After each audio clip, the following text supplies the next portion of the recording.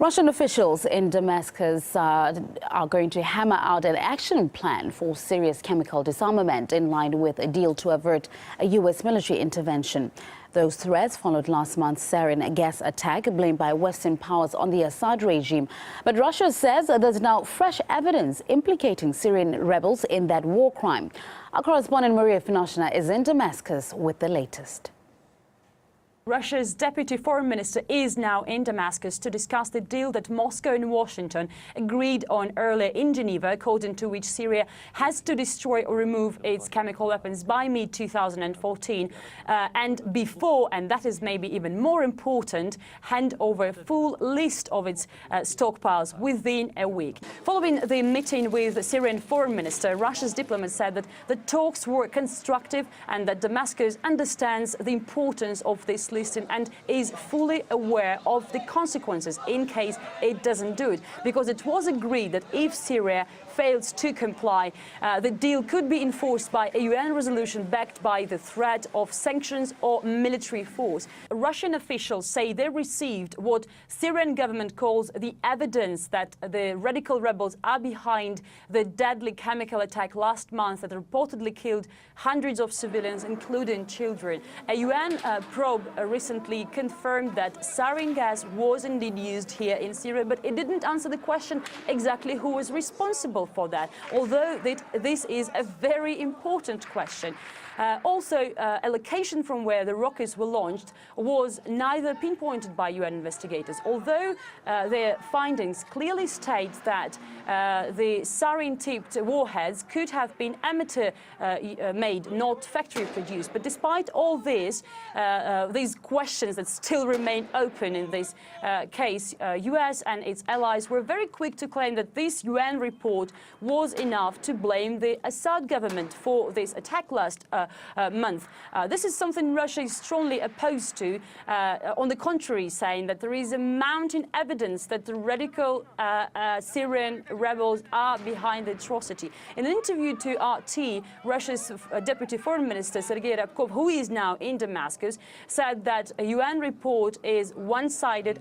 That report was distorted. We think conclusions that were drawn by the group of experts are not sufficient. We are amazed by the ways how easy some far-reaching analysis has been produced on the basis of what we believe is a rather deficient amount of information. We have posed several questions when this report was discussed among Security Council members. So before we begin talking on what to do next, we need to figure out why it is so and why the group of UN experts is not going, as of now, yet to Syria to continue investigation. Some members of the U.S. intelligence community who say that, and they warned the White House about that, there are indications that the rebels are behind this attack, and also there are indications that they received nerve gas from abroad. Meanwhile, an amateur footage appeared online allegedly showing Syrian jihadists wearing gas masks and firing rockets and shells in the middle of the night, and this video was set to be shot on the 21st of August, the date of that attack that killed many civilians and provoked a huge international resonance. But of course, this video is very hard to be verified, and still there are many questions in this story, and this is why Moscow is calling for a full and complete UN investigation in order to determine exactly who is responsible for the attack here in Syria last month. Pentagon veteran Michael Malouf says there's evidence to suggest chemical weapons have been smuggled to al-Qaeda-linked extremists in Syria from neighboring Turkey. I have a report from a source who has direct connections with to classified information. It's one page. I'm expecting others. It's classified, secret, no foreign.